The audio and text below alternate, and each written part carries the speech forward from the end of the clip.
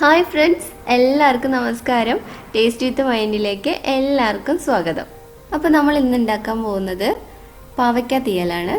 വളരെ രുചികരമായിട്ടുള്ള നമ്മുടെ നാടൻ പാവയ്ക്ക തീയൽ എങ്ങനെ ഉണ്ടാക്കുന്നതെന്ന് നോക്കാം. അതിനുവേണ്ടി ഞാനിവിടെ 200 ഗ്രാം പാവയ്ക്ക എടുത്ത് വെച്ചിട്ടുണ്ട്. ഇതുപോലെ നീളത്തിൽ ചെറിയ ചെറിയ കഷ്ണങ്ങളാക്കി അരിഞ്ഞു വെച്ചിരിക്കുന്നതാണ്. പിന്നെ ഒരു 1/2 കപ്പ് ചുവന്നുള്ളി വേണം, 1 കപ്പ് ചിരകിയ തേങ്ങ വേണം, പിന്നെ നെല്ലിക്ക വലിപ്പത്തിൽ വാളംപുളി വേണം. അത് ഞാൻ ചൂടുവെള്ളത്തിൽ ഇട്ട് വെച്ചിട്ടുണ്ട് കേട്ടോ.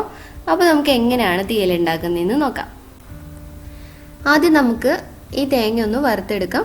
ഞാനൊരു പാൻ അടുപ്പിൽ വെച്ച് ചൂടാക്കിയിട്ടുണ്ട്. അതിലോട്ട് ഞാൻ തേങ്ങ ചേർത്ത് കൊടുക്കുകയാണ്. ഈ തേങ്ങയുടെ കൂടെ തന്നെ നമുക്കൊരു 2-3 കറിവേപ്പില കൂടെ ചേർത്തിട്ട് നന്നായിട്ടൊന്ന് വറുത്തെടുക്കാം. തീയൽ ഉണ്ടാക്കുന്ന സമയത്ത് കുറച്ച് സമയമെടുത്ത് ചെയ്യേണ്ട ഒരു പരിപാടിയാണ് ഈ തേങ്ങ വറുക്കുക എന്നുള്ളത് കേട്ടോ. അപ്പോൾ തേങ്ങ വറുത്തെടുക്കുന്ന സമയത്ത് നമ്മൾ ഒരുപാട് സമയം ലഭിക്കാൻ വേണ്ടിയിട്ട് തീ കൂട്ടി വെച്ചിട്ടൊന്നും വറുക്കരുത്. തീ ഒരു മീഡിയം ഫ്ലെയിമിലോ അല്ലെങ്കിൽ അതിനും താഴെയോ വെച്ചിട്ട് പതിയെ ഇളക്കി തന്നെ വറുത്തെടുക്കണം. ഇപ്പോൾ നമ്മൾ തേങ്ങ കുറച്ച് കളറൊക്കെ ഒന്ന് മാറിയിട്ടുണ്ട്. ഇപ്പോൾ തേങ്ങ നന്നായിട്ട് വറുത്തെടുത്തിട്ടുണ്ട്. ഇതിലോട്ട് നമുക്ക് പൊടികൾ ചേർത്ത് കൊടുക്കാം. ഞാൻ 2.5 ടേബിൾ സ്പൂൺ മുളക് പൊടി ചേർക്കുന്നുണ്ട്. നല്ല എരിവുള്ള മുളക് പൊടി തന്നെയാണ്. അതിനകത്തോട്ട് ഇനി നമുക്ക് 3 ടേബിൾ സ്പൂൺ മല്ലിപ്പൊടി കൂടെ ചേർത്ത് കൊടുക്കാം. ഇനി ഈ പൊടികളുടെ പച്ചമണം മാറുന്നവരെ നന്നായിട്ടൊന്ന് ഇളക്കി കൊടുക്കണം. ഇതിലോട്ട് ഞാൻ ഒരു 2 നുള്ള് ഉലുവാപ്പൊടി കൂടെ ചേർക്കുന്നുണ്ട്. ഇനി ഇത് നമുക്ക് ചൂടാറാനായിട്ട് വേറൊരു പാത്രത്തിലേക്ക് മാറ്റി വയ്ക്കാം. ഇനി ഒരു പാൻ എടുത്ത് അടുപ്പിൽ വെച്ച് നന്നായി ചൂടാക്കിയതിന് ശേഷം അതിലോട്ട് ഞാൻ 2 ടേബിൾ സ്പൂൺ വെളിച്ചെണ്ണ ഒഴിച്ചു കൊടുക്കുന്നുണ്ട്. എണ്ണ നന്നായിട്ട് ചൂടായതിന് ശേഷം നമ്മൾ എടുത്തു വെച്ചിട്ടുണ്ടായിരുന്ന ചുവന്നുള്ളി ഇതിനകത്തോട്ട് ഇട്ടിട്ട് നല്ലൊരു ഗോൾഡൻ ബ്രൗൺ കളർ ആകുന്നത് വരെ വഴറ്റിയെടുക്കണം. ഇപ്പോൾ ഈ ചുവന്നുള്ളി ഗോൾഡൻ ബ്രൗൺ കളർ ആയിട്ടുണ്ട്. ഇതിലോട്ട് ഞാനൊരു 1/4 ടീസ്പൂൺ മഞ്ഞൾപ്പൊടി ചേർത്ത് കൊടുക്കുന്നുണ്ട്. ഇനി ഈ മഞ്ഞൾപ്പൊടിയുടെ പച്ചമണം മാറുന്നവരെ നമുക്കൊന്ന് ഇളക്കി കൊടുക്കാം. ഇനി നമുക്ക് ഇതിലോട്ട് എടുത്തു വെച്ചിട്ടുണ്ടായിരുന്ന പാവയ്ക്ക ചേർത്ത് കൊടുക്കാം. ഈ പാവയ്ക്ക നമുക്ക് നന്നായിട്ടൊന്ന് വേവിച്ചെടുക്കണം. അപ്പോൾ വെള്ളമൊന്നും ഇപ്പം തന്നെ നമ്മൾ ഒഴിക്കാൻ പാടില്ല. പാവയ്ക്ക നല്ല കയ്പുള്ള പാവയ്ക്കാണ് കേട്ടോ. കളറ് കാണുമ്പോൾ തന്നെ നിങ്ങൾക്ക് അറിയാമല്ലോ, ഈ പച്ച കളറ് വരുന്നതൊക്കെ നല്ല കയ്പുള്ള പാവയ്ക്കായിരിക്കും.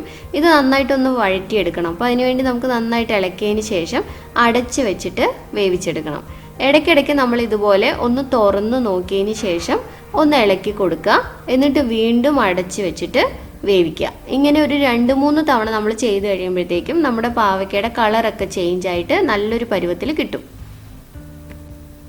ഇനി നമുക്ക് ഈ പാവയ്ക്ക വെന്ത് വരുമ്പോഴത്തേക്കും നമ്മൾ വറുത്ത് വെച്ചിരുന്ന തേങ്ങ നന്നായിട്ടൊന്ന് അരച്ചെടുക്കാം. ഇതിപ്പോൾ ഞാനൊരു 4 ടേബിൾ സ്പൂൺ വെള്ളം ചേർത്തിട്ട് തേങ്ങ നന്നായിട്ട് അരച്ചെടുത്തിട്ടുണ്ട്.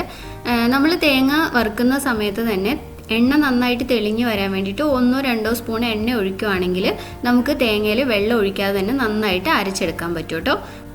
ഞാനിപ്പോൾ ഒരു 4 സ്പൂണ് വെള്ളം ചേർത്തിട്ടുണ്ടായിരുന്നു. ഇപ്പോൾ പാവയ്ക്ക കളറൊക്കെ ഒന്ന് മാറിയിട്ട് കറക്റ്റ് വേവായിട്ടിരിപ്പുണ്ട്. ഇനി ഇതിലോട്ട് നമുക്ക് നമ്മൾ അരച്ചെടുത്തിട്ടുണ്ടായിരുന്ന അരപ്പ് ചേർത്ത് കൊടുക്കാം. ഇനി ഈ അരപ്പ് വെള്ളമൊന്നും ഒഴിക്കാതെ തന്നെ ഒന്ന് വഴറ്റിയെടുക്കാം. ആ തേങ്ങയുടെ പച്ചച്ചവയൊക്കെ ഒന്ന് മാറാൻ വേണ്ടിയിട്ടാണ് നമ്മൾ ഇതുപോലെ ഒന്ന് വഴറ്റിയെടുക്കുന്നത്. ഇനി നമുക്കിതിലോട്ട് ഒരല്പം വെള്ളം ഒഴിച്ചത് ഞാൻ മിക്സിയിൽ അരച്ചെടുത്തപ്പോൾ ഉണ്ടായിരുന്ന വെള്ളമാണ് കേട്ടോ ഒഴിച്ചു കൊടുക്കുന്നത്. അത് കഴിഞ്ഞ ശേഷം കറിക്ക് ആവശ്യമായിട്ടുള്ള ചൂടുവെള്ളം ഒഴിച്ചു കൊടുക്കുന്നുണ്ട്. കറിയിലോട്ട് ഞാൻ എപ്പോഴും ചൂടുവെള്ളം മാത്രമേ ഒഴിക്കാറുള്ളൂ. ഇനി ഈ മസാലയൊക്കെ ഒന്ന് ഇളക്കി യോജിപ്പിച്ചതിന് ശേഷം കറി ഒന്ന് വറ്റിച്ചെടുക്കാം. നമ്മളെപ്പോഴും തേങ്ങ അരച്ച് വെച്ച കറി ആയതുകൊണ്ട് തന്നെ പെട്ടെന്ന് വറ്റിപ്പോകാനുള്ള ചാൻസ് ഉണ്ടല്ലോ. അപ്പോൾ അതുകൊണ്ട് നിങ്ങൾ വെള്ളം ചേർക്കുന്ന സമയത്ത് അതിനനുസരിച്ചിട്ടൊക്കെ വെള്ളം ചേർക്കുക. വെള്ളം പോരാന്ന് തോന്നുകയാണെങ്കിൽ ഒരു അല്പം ചൂടുവെള്ളം തിളപ്പിച്ചിട്ട് ഒഴിച്ചു കൊടുക്കുക. അങ്ങനെയൊക്കെ ചെയ്യാം കേട്ടോ. ഇനി ഇതിൽ ആവശ്യമായിട്ടുള്ള ഉപ്പ് കൂടെ നമുക്ക് ചേർത്ത് കൊടുക്കാം. കറി ഒന്ന് അടച്ചു വയ്ക്കാം. ഇതിപ്പോൾ ഒരു 10 മിനിറ്റ് കഴിഞ്ഞിട്ടുണ്ട്. കറി ഒന്ന് തുറന്ന് നോക്കുകയാണ്. ഇപ്പോൾ കറി നന്നായിട്ട് വറ്റിയിരിപ്പുണ്ട്. നമ്മൾ ചെറിയ തീയിലിട്ടിട്ട് വേണം കറി ഒന്ന് വറ്റിച്ചെടുക്കാൻ വേണ്ടിയിട്ട് കേട്ടോ, അല്ലെങ്കിൽ കരിഞ്ഞു പോവും.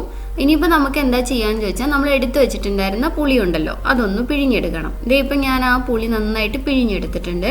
ഈ പുളിയിൽ നിന്ന് നമുക്കൊരു 3-4 സ്പൂൺ, ഞാൻ ടേബിൾ സ്പൂണിലാണ് ഒഴിക്കുന്നത്, 3-4 ടേബിൾ സ്പൂൺ മതിയാവും കേട്ടോ. കൂടുതൽ പുളി ഒഴിക്കരുത്. അങ്ങനെ ഒഴിച്ച് കഴിയുമ്പം പുളിക്കറിയായി മാറും. തീയലിന് അധികം പുളി വേണ്ട, ഒരു ചെറിയ പുളിപ്പ് ആവശ്യമാണ്. അപ്പോൾ അത് കാരണമാണ് നമ്മൾ ഒരു 4 ടേബിൾ സ്പൂണ് പുളി ഒഴിച്ചിട്ടുണ്ട്. ഇനി ഈ പുളി ഒന്ന് പിടിക്കാനായിട്ട് നമുക്ക് നന്നായിട്ടൊന്ന് ഇളക്കി കൊടുക്കാം. ഇനി ഞാൻ ഈ കറിയിലോട്ട് ഒരു ചെറിയ കഷ്ണം ശർക്കര ഇട്ട് കൊടുക്കുന്നുണ്ട്. ശർക്കര ഇല്ലെങ്കിൽ കുഴപ്പമില്ല, പഞ്ചസാര ഉണ്ടെങ്കിൽ ഇട്ട് കൊടുത്തോളൂ. ഇത് തികച്ചും ഓപ്ഷണലാണ്, നിങ്ങൾക്ക് ഇഷ്ടമുണ്ടെങ്കിൽ മാത്രം ചേർത്താൽ മതി, ഇല്ലെങ്കിൽ വിട്ട് കളയൂ. ചേർക്കണമെന്ന് നിർബന്ധമില്ല. പക്ഷേ എപ്പോഴും തീയലിൽ അത് ചേർക്കുമ്പോഴാണ് ഒരു ടേസ്റ്റ് ഉണ്ടാവുക എന്ന് എനിക്ക് ഫീൽ ചെയ്യാറുണ്ട്. അപ്പോൾ ഒന്നുകൂടെ അടച്ച് വെച്ചിട്ട് നമുക്ക് ആ ശർക്കരയൊക്കെ ഒന്ന് അലിഞ്ഞ് പുളിയൊക്കെ ഒന്ന് പിടിക്കട്ടെ. ഇപ്പോൾ ഒരു 10-15 മിനിറ്റ് കഴിഞ്ഞു. ഇപ്പോൾ ശർക്കരയൊക്കെ അലിഞ്ഞ് പുളിയൊക്കെ പിടിച്ച് നല്ല പരുവത്തിലിരിക്കുന്നുണ്ട്. ഇനി നമുക്ക് കടുക് താളിച്ചൊഴിക്കാം. അപ്പോൾ കടുക് താളിക്കാനായിട്ട് ഞാനൊരു പാത്രം അടുപ്പിൽ വെച്ചിട്ടുണ്ട്. അതിലോട്ട് ആവശ്യത്തിനുള്ള എണ്ണ ഒഴിച്ചു കൊടുത്തിട്ടുണ്ട്. ഈ എണ്ണ നന്നായിട്ട് ചൂടാവണം. ഇതിപ്പോൾ എണ്ണ ചൂടായിരിക്കുന്നുണ്ട്. ഇതിലോട്ട് നമുക്ക് കടുക് ഇട്ട് പൊട്ടിച്ചു കൊടുക്കാം. ഒരു വറ്റൽമുളക് ഇട്ട് കൊടുക്കാം. എൻ്റെ കയ്യിൽ ഒരു വറ്റൽമുളകേ ഉണ്ടായിരുന്നുള്ളൂ, അതുകൊണ്ടാണ് ഞാൻ ഒരെണ്ണം ഇട്ടത് കേട്ടോ. നിങ്ങളുടെ കയ്യിൽ കൂടുതൽ ഉണ്ടെങ്കിൽ ഇട്ട് കൊടുത്തോളൂ. കുറച്ച് കറിവേപ്പില കൂടെ നമുക്ക് ചേർത്ത് കൊടുക്കാം. ഇനി നമുക്കിത് കറിയിലോട്ട് ചേർത്ത് കൊടുക്കാം. അപ്പോൾ ഇത്രയേ ഉള്ളൂ നമ്മുടെ പാവയ്ക്ക തീയൽ. വളരെ രുചികരമായിട്ടുള്ള ഒരു അടിപൊളി കറിയാണ്. കേരളത്തിൽ തീയൽ കഴിക്കാത്ത ആളുകൾ വളരെ കുറവായിരിക്കുമെന്ന് എനിക്കറിയാം. പക്ഷേ പുതിയ തലമുറയിൽ ഇത് ചെയ്യാനറിയാത്ത ഒരുപാട് പേരുണ്ട്. അവർക്കും കൂടെ വേണ്ടിയിട്ടാണ് ഞാൻ ഈ കറി ചെയ്തിരിക്കുന്നത്. അപ്പോൾ തീർച്ചയായും നിങ്ങൾക്ക് ഇഷ്ടപ്പെട്ട് കാണുമെന്ന് വിചാരിക്കുന്നു.